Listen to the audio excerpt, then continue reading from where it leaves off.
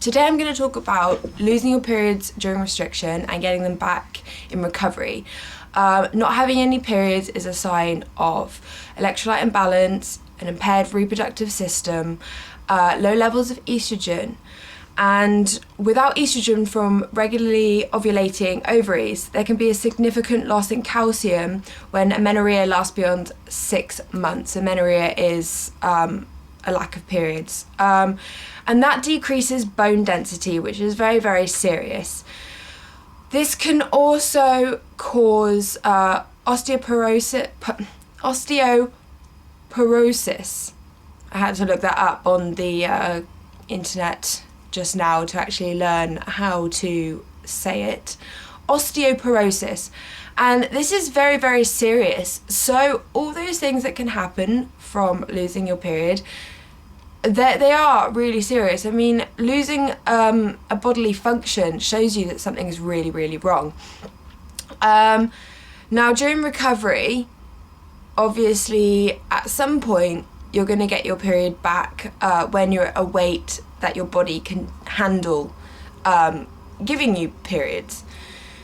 Now, obviously, getting your periods back is a really good sign. It shows that you're on your way to recovery, that your body is repairing. But it is not the be-all and end-all. It does not mean that you are at a healthy weight. Some people don't even lose their periods at all, even at a BMI of 15, which is obviously just ridiculously low. Some people even lower than that. So it isn't the be-all and end-all of health. It doesn't mean that your weight restored. I mean, if you got your period and you were a certain amount of weight and they thought, you know what, my body is clearly repaired now, I don't need to gain any more weight. But like, you don't want to be a pound above losing your period again. That's obviously not a healthy place to be. You have to be comfortably within a zone where you can gain or lose a few pounds and not lose your periods, because normal people, their weight fluctuates by about 10 pounds up and down. And if they're healthy, and they should be within this range, then they won't lose their period. So you need to be in a comfortable weight range where if you lose a bit or gain a bit, it's not going to affect any of your bodily functions. So, I mean, some people can regain their period at a BMI of 18, but their natural set point might be a BMI of 23. So your period stopping is a very serious thing, and if your body can get that back, it will do it as soon as possible. It doesn't mean that you're actually fully healthy. It's just trying to get all your body functioning to the best of its ability so that you can keep reproducing. I mean, that's a very important thing to nature. So as soon as it can start you being able to reproduce again, it will do that straight away, but that doesn't mean that you're really, really healthy. Another thing to think about is that if you're on the pill, the oral contraceptive, then you're not actually getting a real period. It's a fake period created by the pill. So if you're on the pill and you haven't lost your period during restriction, you may actually have lost your period, but you could get fake periods from the pill.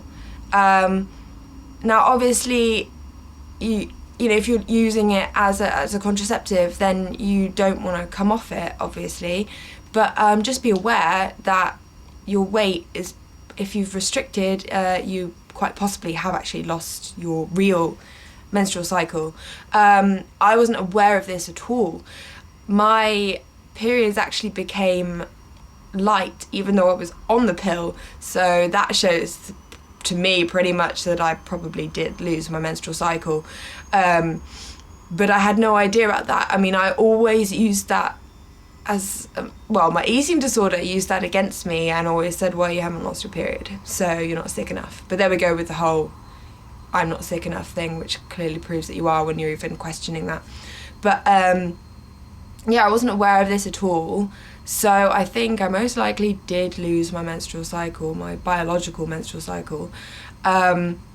But I didn't know that until in recovery. So that was very interesting to me because I didn't realise that the pill gave you fake periods. I thought they were real, they were just regulated.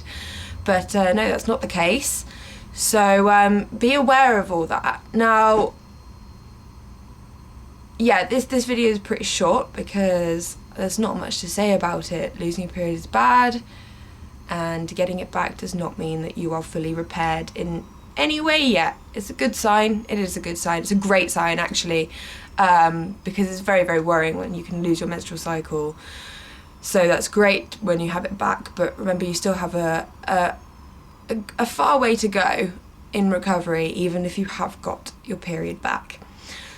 So as long as you're all aware of that, that's brilliant. Obviously, don't stop taking the pill if you're using it as a contraceptive, but be very aware about it not being a real period.